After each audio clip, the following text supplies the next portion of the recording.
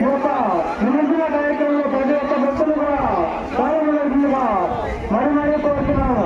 అందరూ మహిళలు దయచేసి ఈ నిమజ్జన కార్యక్రమంలో పాల్గొనే వాళ్ళు మహిళలు భక్తులు అందరూ కూడా ప్రతి కుటుంబ సభ్యులు కూడా అయ్యారు. కాబట్టి అందరూ ఒక్కొక్క చెంబు పోయింది.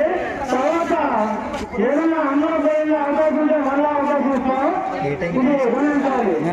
ప్రతి ఒక్కరికి అవకాశం ఇవ్వాలని కమిటీ వారు నిర్ణయించడం జరిగింది.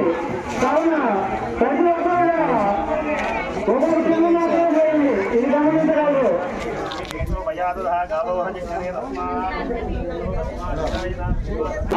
నిమజ్జనం చేస్తున్నారు. గంగం తోటి పసుపు తోటి పాలతోటి చూడండి ఆయన ఎలా స్నానం చేస్తున్నారు. ఇది అందరూ ముందు నిమజ్జనం చేస్తున్నారు.